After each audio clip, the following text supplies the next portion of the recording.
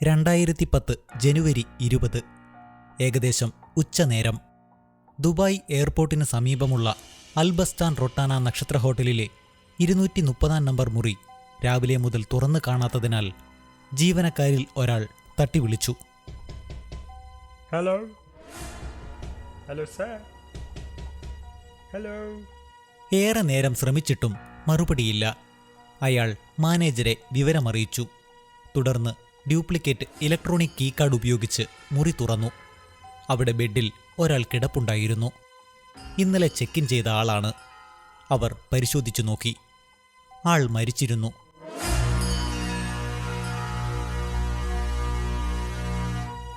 ശരീരം മരവിച്ചിട്ടുണ്ട്. ബോഡി ഉടൻ തന്നെ ആശുപത്രിയിലേക്ക് മാറ്റി. പിന്നീട് ദുബായ് പോലീസ് അന്വേഷണം ആരംഭിച്ചു. തലേ ദിവസത്തെ എമിറേറ്റ്സിന്റെ EK-912 നമ്പർ ഡമാസ്കസ് ദുബായ് വിമാനത്തിൽ ഡമാസ്കസിൽ നിന്നും എത്തിയ പാലസ്തീനിയൻ പാസ്പോർട്ടുള്ള മഹ്മൂദ് അബ്ദ് അൽ റൌഫ് മുഹമ്മദ് ഹസൻ എന്ന ഒരു ബിസിനസ്സുകാരനായിരുന്നു അത്. പോസ്റ്റ്മോർട്ടം റിപ്പോർട്ടിൽ മസ്തിഷ്കാഘാതമാണ് മരണകാരണമെന്നാണ് രേഖപ്പെടുത്തിയിരുന്നത്. അസാധാരണമായി ഒന്നുമില്ലാത്തതിനാൽ അവകാശികൾ എത്തും വരെ മോർച്ചറിയിൽ ബോഡി സൂക്ഷിച്ചു. പാസ്പോർട്ടിലെ വിലാസത്തിൽ വിവരങ്ങൾ പോയി. ഇതിനിടെ പാലസ്തീനിയൻ തീവ്രവാദി സംഘടനയായ ഹമാസിന്റെ ദമാസ്കസിലെ ഓഫീസിലുള്ളവർ അസ്വസ്ഥരായിരുന്നു. കാരണം അവരുടെ പ്രമുഖനായ ഒരു നേതാവ് ദുബായിലേക്ക് പോയിട്ട് ദിവസങ്ങൾ കഴിഞ്ഞിരിക്കുന്നു. ഇതേവരെ യാതൊരു സന്ദേശവും ലഭിച്ചിട്ടില്ല. അവർ ഡമാസ്കസിൽ നിന്നും ഒരാളെ ദുബായിലേക്ക് അയച്ചു. അയാളുടെ അന്വേഷണങ്ങൾക്കൊടുവിൽ മോർച്ചറിയിൽ ആളെ കണ്ടെത്തി. ഹമാസിന്റെ ഡമാസ്കസ് നേതൃത്വം ദുബായ് പോലീസ് മേധാവിയെ ഫോണിൽ ബന്ധപ്പെട്ടു. തങ്ങൾ ഒരു വ്യാജ പാലസ്തീനിയൻ പാസ്പോർട്ടിൽ ഒരാളെ ദുബായിലേക്ക് അയച്ചിരുന്നു എന്ന് അവർ പോലീസിനോട് സമ്മതിച്ചു. ദുബായിലെ അൽബസ്താൻ ഹോട്ടലിൽ മരിച്ചു കിടന്നയാൾ ബിസിനസ്സുകാരനായ മുഹമ്മദ് ഹസൻ അല്ലായിരുന്നു. ഹമാസിന്റെ ആയുധ ഇടപാടുകളുടെ മേൽനോട്ടക്കാരനും പ്രമുഖ നേതാവുമായിരുന്ന മഹ്മൂദ് അൽ മഹ്ബൂഹായിരുന്നു അത്. ഹമാസിന്റെ ഇത്രയും ഉയർന്ന പദവിയിലുള്ള ഒരാൾ വെറും മസ്തിഷ്കാഘാതം മൂലം മരിക്കുമോ എന്ന് ദുബായ് പോലീസിന് സംശയമുണ്ടായി. പുതിയൊരു അന്വേഷണത്തിന് പോലീസ് മേധാവി തമീം ഉത്തരവിട്ടു. ഹോട്ടലിലെ നിരീക്ഷണ ക്യാമറകൾ, എയർപോർട്ടിലെ ക്യാമറകൾ, കഴിഞ്ഞ 2 ദിവസങ്ങളിൽ വന്നവരുടെയും പോയവരുടെയും വിവരങ്ങൾ, വിളിച്ച കോളുകളുടെ വിവരങ്ങൾ എല്ലാം ശേഖരിക്കപ്പെട്ടു. അത്യാധുനിക സോഫ്റ്റ്വെയറുകളുടെ സഹായത്തോടെ അവയെല്ലാം അരിച്ചുപെറുക്കി. ആസൂത്രിതമായൊരു കൊലപാതകത്തിന്റെ ചിത്രമാണ് തെളിഞ്ഞുവന്നത്. ഹമാസിന്റെ മുഖ്യ ശത്രുക്കളിലൊന്നാണ് പാലസ്തീനിലെ ഫത്ത പാർട്ടി. അവരിലേക്കാണ് ആദ്യ സംശയം നീണ്ടത്. എന്നാൽ കൃത്യമായ ആസൂത്രണത്തിലൂടെ ഒരു മസ്തിഷ്കാഘാതം ഉണ്ടാക്കാനുള്ള കഴിവൊന്നും അവർക്കില്ല. ഇതിന് കഴിവുള്ള ഒരേയൊരു സംഘമേയുള്ളൂ, ഇസ്രായേലിന്റെ ഇന്റലിജൻസ് ഏജൻസിയായ മൊസാദ്. ദുബായ് പോലീസ് ഉറപ്പിച്ചു.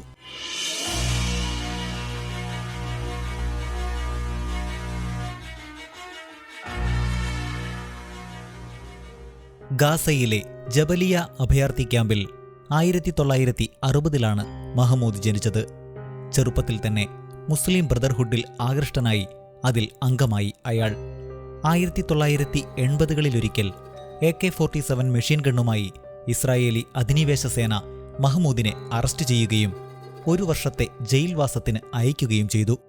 അവിടെ വെച്ച് അയാൾ ക്രൂരമായി പീഡിപ്പിക്കപ്പെട്ടു. ജയിലിൽ നിന്നും ഇറങ്ങിയ മഹ്മൂദ് പുതിയതായി രൂപീകരിക്കപ്പെട്ട ഹമാസ് എന്ന തീവ്രവാദ സംഘടനയുടെ സൈനിക വിഭാഗത്തിൽ ചേർന്നു. 1ാം ഇന്തിഫാദയുടെ സമയമായിരുന്നു അത്. ഇസ്രായേൽ സൈന്യവുമായി രൂക്ഷമായ പോരാട്ടം. 1988-ൽ ഹമാസിന്റെ യൂണിറ്റ് 101-ന്റെ കമാൻഡറായി മഹ്മൂദ് അവരോധിക്കപ്പെട്ടു. തട്ടിക്കൊണ്ടുപോകൽ, കൊലപാതകം ഇതൊക്കെ നടപ്പാക്കാനുള്ള യൂണിറ്റാണ് 101. മഹ്മൂദും മറ്റൊരാളും ചേർന്ന് ഇസ്രായേലിന്റെ 2 സൈനികരെ തട്ടിക്കൊണ്ടുപോവുകയും നെഗേവ് മരുഭൂമിയിൽ വെച്ച് ക്രൂരമായി കൊല്ലുകയും ചെയ്തു. പിന്നീട് മൃതദേഹങ്ങളെ അവഹേളിക്കുകയും അത് ചിത്രീകരിക്കുകയും ചെയ്ത ശേഷം മരുഭൂമിയിൽ കുഴിച്ചു മൂടുകയാണ് ഉണ്ടായത്. ഇസ്രായേലിനെ സംബന്ധിച്ചിടത്തോളം കനത്ത ആഘാതമായിരുന്നു ഈ കൊലപാതകങ്ങൾ. റെഡ് പേജ് എന്നത് മൊസാദിനെ സംബന്ധിച്ചിടത്തോളം ഉന്മൂലനത്തിനുള്ള കോഡുവാക്കാണ്. ഇസ്രായേലി പ്രധാനമന്ത്രിയും പ്രതിരോധ മന്ത്രിയും സംയുക്തമായാണ് റെഡ് പേജ് ഓർഡർ ഇടുന്നത്. ഇര കൊല്ലപ്പെടുന്ന കാലത്തോളം ആ ഓർഡർ സാധുവായിരിക്കും. തങ്ങളുടെ സൈനികരെ കൊലപ്പെടുത്തിയവർക്ക് റെഡ് പേജ് നൽകാൻ ഒട്ടും ആലോചിക്കേണ്ടി വന്നില്ല ഇസ്രായേലി ഭരണാധികാരികൾക്ക്. മൊസാദ് ഉണർന്നു. കൊലയ്ക്കുത്തരവാദി മഹ്മൂദാണെന്ന് തിരിച്ചറിഞ്ഞു. എന്നാൽ അപ്പോഴേക്കും മഹ്മൂദ് ഈജിപ്തിലെത്തിയിരുന്നു. എന്നാൽ അവിടം സുരക്ഷിതമായിരുന്നില്ല എന്നതിനാൽ അയാൾ ഗാസയിലേക്കും പിന്നീട് ജോർദാൻ വഴി ഡമാസ്കസിലേക്കും കടന്നു. സമർത്ഥരായ മൊസാദ് ഏജന്റുകൾക്ക് മഹ്മൂദിനെ തൊടാൻ പോലും കഴിഞ്ഞില്ല. ഇതിനിടെ മഹ്മൂദ് ഹമാസിന്റെ മുഖ്യ ആയുധ ഇടനിലക്കാരനായി മാറിയിരുന്നു. ചൈനയിലും അഫ്ഗാനിലും ഇറാനിലും സുഡാനിലുമൊക്കെയായി അയാൾ പറന്നു നടന്നു. സുഡാനിൽ വെച്ച് ഒരിക്കൽ മൊസാദ് മഹ്മൂദിനെ ലക്ഷ്യമിട്ട് ആക്രമണം നടത്തിയെങ്കിലും അയാൾ രക്ഷപ്പെട്ടു. ഏതാണ്ട് 20 വർഷത്തിനു ശേഷം ദുബായിൽ വെച്ച് മൊസാദ് ആ മിഷൻ പൂർത്തീകരിച്ചു. മഹ്മൂദ് അൽ മഹ്ബൂഹ് നിശബ്ദമായി കൊല ചെയ്യപ്പെട്ടു. ദുബായ് പോലീസിന്റെ സാമർഥ്യമില്ലായിരുന്നെങ്കിൽ ഒരുപക്ഷെ ഒരിക്കലും മൊസാദോ ഇസ്രായേലോ ചിത്രത്തിൽ വരില്ലായിരുന്നു. എങ്ങനെയാണ് ഓപ്പറേഷൻ ദുബായ് മൊസാദ് നടപ്പാക്കിയത്? മഹ്ബൂഹിനായി മൊസാദ് ലോകമെങ്ങും വലവിരിച്ചിട്ടുണ്ടായിരുന്നു. എങ്കിലും അറബ് രാജ്യങ്ങളിലാവാം അയാൾ ഉണ്ടാവാൻ സാധ്യതയെന്ന് അവർക്കറിയാമായിരുന്നു. 2009 അൽ ജസീറ ചാനലിൽ ഒരു ഹമാസ് നേതാവിന്റെ ഒരു അഭിമുഖം പ്രത്യക്ഷപ്പെട്ടു. മുഖംമൂടി ധരിച്ചാണ് അയാളെ അവതരിപ്പിച്ചതെങ്കിലും ശബ്ദത്തിൽ നിന്നും അത് മഹ്ബൂഹാണെന്ന് മൊസാദിന് മനസ്സിലായി. 1989 ഇസ്രായേലിന്റെ 2 സൈനികരെ ജൂതവേഷത്തിൽ വന്ന് തട്ടിക്കൊണ്ടുപോയതും മരുഭൂമിയിൽ കുഴിച്ചു മൂടിയതുമായിരുന്നു ആ അഭിമുഖത്തിൽ അയാൾ വിശദീകരിച്ചത്. കൂടുതൽ അന്വേഷണത്തിൽ മഹ്ബൂഹ് ദുബായിൽ ഇടയ്ക്കിടെ വരാറുണ്ടെന്ന് മൊസാദ് മനസ്സിലാക്കി. എന്നാൽ ദുബായിൽ ഒരു ഓപ്പറേഷൻ നടത്തുക അത്ര എളുപ്പമല്ല. ദുബായ് ഉൾപ്പെടെയുള്ള അറബ് രാജ്യങ്ങളുമൊന്നുമായി ഇസ്രായേലിന് നയതന്ത്ര ബന്ധമില്ല. ഇസ്രായേൽ പാസ്പോർട്ടുമായി ദുബായിൽ വരാനാവില്ല. ഓപ്പറേഷനിടയിൽ പിടിയിലായാൽ പീഡനവും പിന്നീട് വധശിക്ഷയുമാകും കാത്തിരിക്കുന്നത്. എന്നാൽ ദുബായിക്ക് ഒരു സവിശേഷതയുണ്ട്.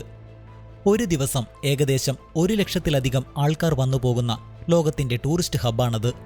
അധികവും യൂറോപ്യന്മാരും അമേരിക്കക്കാരും. വെള്ളക്കാരനോടുള്ള വിധേയത്വം എല്ലാ അറബ് രാജ്യങ്ങളിലുമെന്ന പോലെ ദുബായിലുമുണ്ടല്ലോ. കാര്യമായ പരിശോധനകളില്ലാതെ ഒരു യൂറോപ്യന് അവിടെ കടക്കാനാവും. ഈയൊരു സാധ്യത ഉപയോഗപ്പെടുത്തുവാൻ മൊസാദ് തീരുമാനിച്ചു. 1973 ജൂലൈയിൽ നോർവേയിൽ വെച്ച് മൊസാദ് ഒരു മൊറോക്കൻ വെയ്റ്ററെ കൊല്ലുകയുണ്ടായി. PLOയുമായി അടുത്ത ബന്ധമുള്ള ആളാണ് അയാളെന്ന ധാരണയിലായിരുന്നു ആ ആക്രമണം. മിഷനിൽ പങ്കെടുത്തവർ നോർവീജിയൻ പോലീസിന്റെ പിടിയിലായി ജയിലിലയക്കപ്പെട്ടു. മരിച്ചയാളുടെ ബന്ധുക്കൾക്ക് ഇസ്രായേൽ വലിയ തുക നഷ്ടപരിഹാരമായി നൽകേണ്ടിയും വന്നു. മൊസാദിന്റെ കാര്യക്ഷമതയ്ക്ക് വെല്ലുവിളി നേരിട്ട ഒരു സംഭവമായിരുന്നു അത്. അങ്ങനെയൊന്നും മഹ്ബൂഹിന്റെ കാര്യത്തിൽ ഉണ്ടാകരുതെന്ന് ഇസ്രായേലി അധികാരികൾക്ക് നിർബന്ധമുണ്ടായിരുന്നു. മഹ്ബൂഹിനെ കണ്ടെത്തി വധിക്കുന്ന മിഷന് പ്ലാസ്മ സ്ക്രീൻ എന്ന് നാമകരണം ചെയ്യപ്പെട്ടു. മൊസാദിലെ ഏറ്റവും മിടുക്കന്മാരുടെ യൂണിറ്റാണ് സിസേറിയ. തട്ടിക്കൊണ്ടുപോകൽ, കൊലപാതകം എന്നിവയിൽ പ്രാഗൽഭ്യം തെളിയിച്ചവരുടെ എലീറ്റ് യൂണിറ്റ്. പ്ലാസ്മ സ്ക്രീൻ നടപ്പാക്കുന്നതിനുള്ള ചുമതല സിസേറിയ യൂണിറ്റിനെ ഏൽപ്പിക്കപ്പെട്ടു.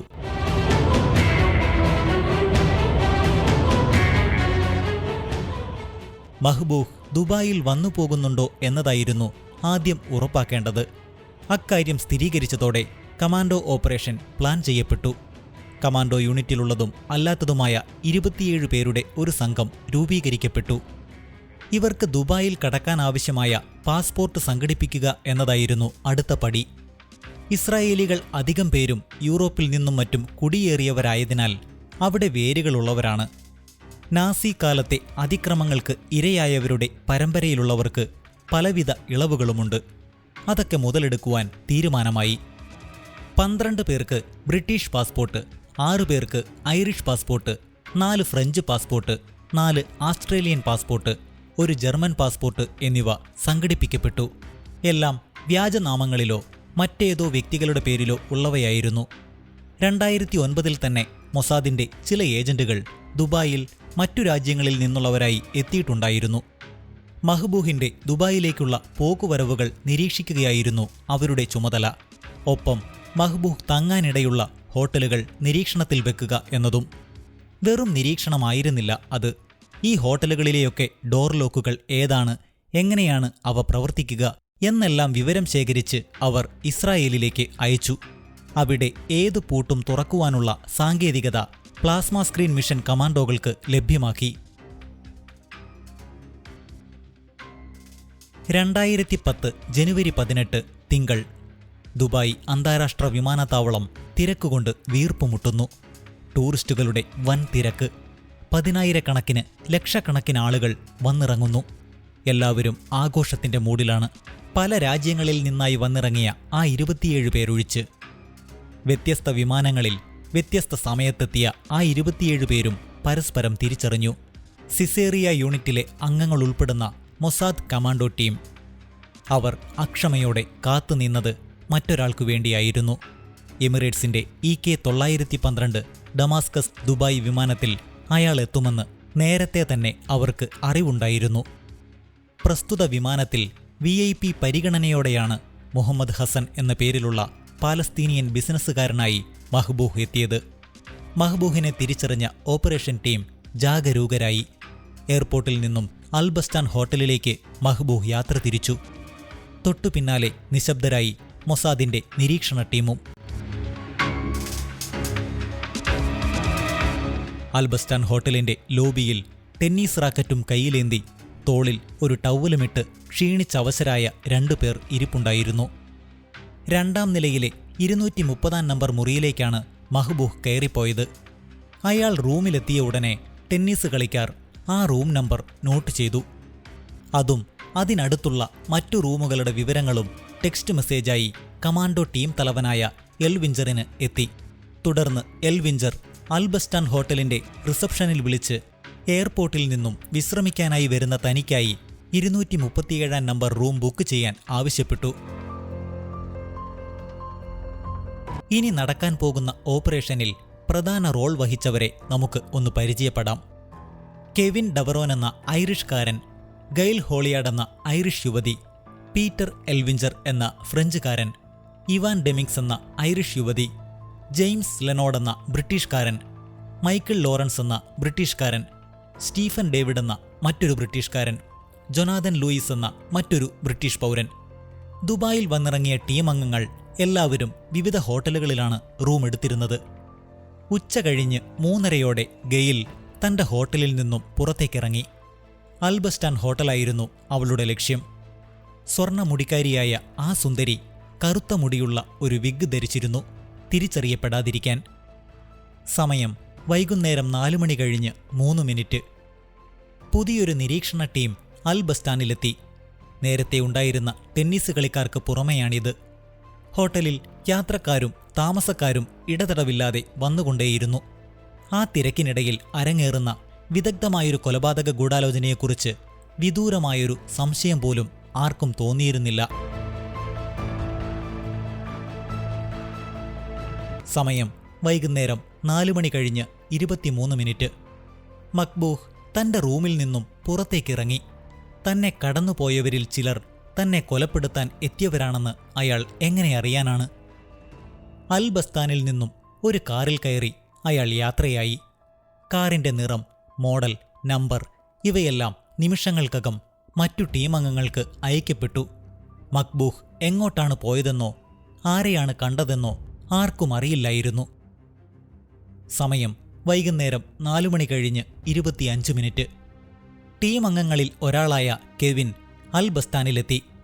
ഭംഗിയായി വസ്ത്രം ധരിച്ച, കണ്ണട വെച്ച സുമുഖനായ യുവാവ്. സൗമ്യഭാവം. തുടർച്ചയായി ഫോണിൽ സംസാരിച്ചുകൊണ്ട് അയാൾ ഹോട്ടലിന്റെ ഹാളിൽ ചുറ്റിത്തിരിഞ്ഞു. സമയം 4 മണി കഴിഞ്ഞ് 27 മിനിറ്റ്. ടീമിലെ മറ്റൊരാളായ എൽവിഞ്ചർ അൽബസ്താനിലെത്തി.